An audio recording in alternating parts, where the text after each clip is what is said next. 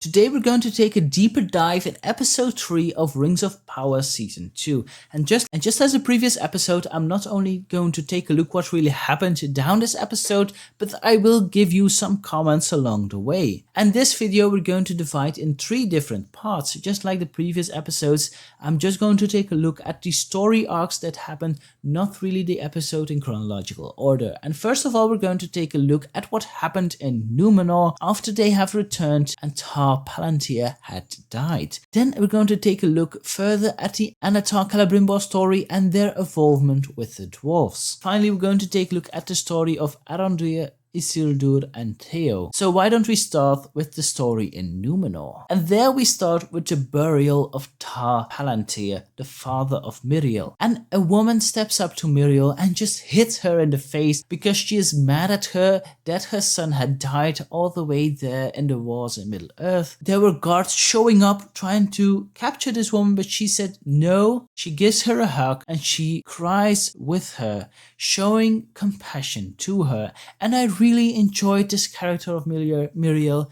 I really enjoyed her in season 1 as well. It really shows how good of a queen she's going to be. Maybe. Spoiler alert. After her father dies, she's going to be the 4th ruling queen of Numenor, and Pharazôn comes to her. Pharazôn brings her dress to wear at the coronation, and he has a white dress and a red dress. And the white dress, he says, is for the past of Numenor, and the red dress is for the future. But she says she wants to wear white because her father wore white as well. After Pharazôn trying to push a little bit more that she would wear red, he tells her that it would be crazy if an eagle would show up at the coronation and this would bring people hope that this is the right thing to do. After Pharazôn had left, she takes the bracelet that is kind of a key to the room where the Palantir is, and she notices that the Palantir is gone, which we know from the previous season that Eärien, the daughter of Elendil, the made-up daughter of Elendil, took the Palantir from there. During the coronation, Miriel shows again compassion to the audience because someone told that she is Queen of Lies, and she says, I feel with you of everything that happened on the battlefield. And at that moment, Eärien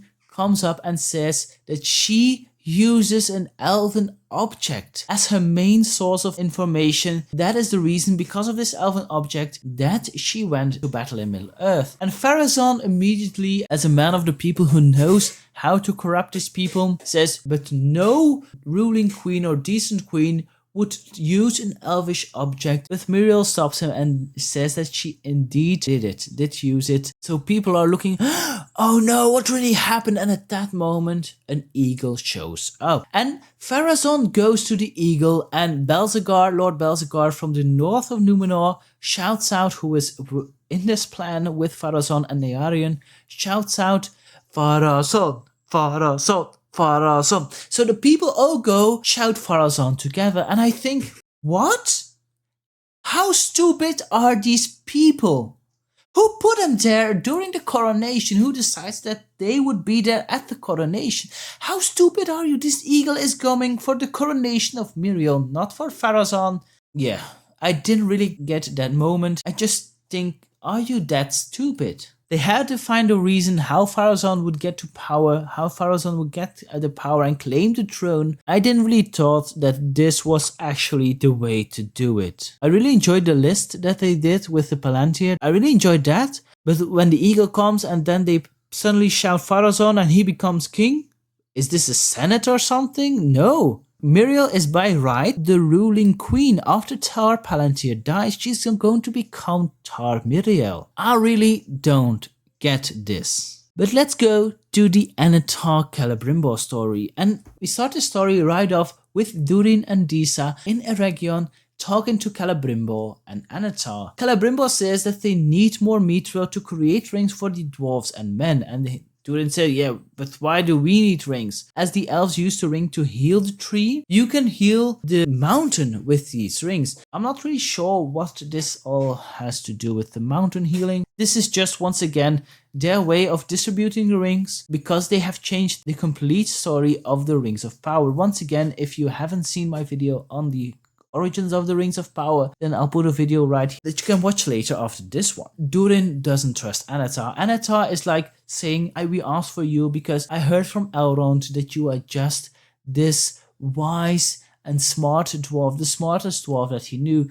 And okay, Elrond thinks of that about him, but Durin says afterwards to Disa, Elrond wouldn't say such a thing to any other elf about a dwarf. Okay, he might feel like this, but he wouldn't say that. And that is completely right. I do believe also that Elrond would never say this about Durin. So Durin doesn't trust this Anatar guy. So Durin tell his father this news, to tell his father that what Celebrimbor and Anatar said to him, and to bring Mithril. He also says that he doesn't trust this creation of the rings, but I feel obligated to tell you as the king. And at that moment, Durin the Third and Durin the Fourth get along together. Durin the Fourth apologizes to his father, and it's all right again between them. Their relationship is restored. And we see at the end of their story that Durin III actually brings Mithril to Celebrimbor, and Anatar takes the Mithril from Celebrimbor, closes his eyes, holds it, and puts it in the molten gold. And I really do enjoy this moment that Anatar touches the rings in some way, so he manipulates or he corrupts the Mithril that is put into the gold to create the Dwarven Rings of Power. So I really enjoyed this. And this brings us all the way to the final story arc that we're going to take a look at. The story arc of Isildur, Theo and Arondir. And first of all we see Beric escape from Elendil after the war, searching for his master. And the moment that Beric the horse came to an orc camp, he just pushes an orc right into a branch and pierces the orc. And I gotta say, dude, this horse is strong. It feels a little bit of Hollywood to me. Yeah, I wasn't really sold on that moment that the horse would be that strong. Beric was a little bit overpowered to me in this scene. He finally finds Isildur in a cave wrapped around in spider webs. And we see a lot of small spiders hatch after Isildur got escaped and a bigger spider coming up. And we know that Shelob is going to come in this story. As some of you believe that this is Shelob, I don't really believe that it is her. That is more one of her offsprings. That is because we know that the spiders in Mirkwood are also her offsprings. That after she lives for more than 1,000 years, that she would still be just this big.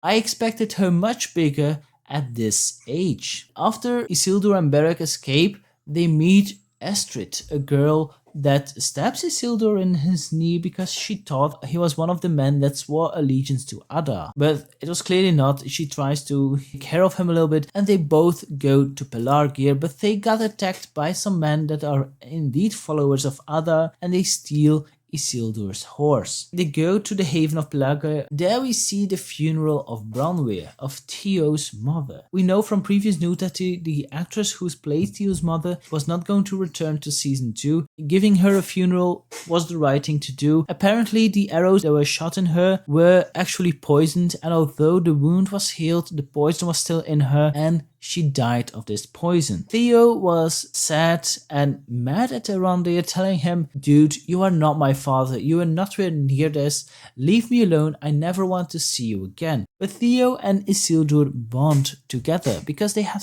both lost their mother and they bond over it. Isildur tells about the death of his mother to Estrid, the woman that he met earlier, that he hasn't told anyone, that she actually has died because she wanted to save him and he feels really bad about it. Theo tells Isildur that he knows where his horse actually is and that they have to go at night. After Isildur left with Theo, we saw that Estrid actually has the mark of Adar burnt in her neck and she tries to burn it away with a bigger mark. The moment that Isildur and Theo are actually at the camp, after they try to release the horse, they got actually attacked by ants and Theo is lifted up by one, but we haven't seen if these are actually the Entwives that we saw in the trailer or they are just normal ants, male ants. So let me know in the comment section what you think of this episode, what did you like, what didn't you like, and if you haven't seen my previous breakdown of episode 2 of Rings of Power season 2, then here is the link to the next video, so enjoy the next one. Bye bye.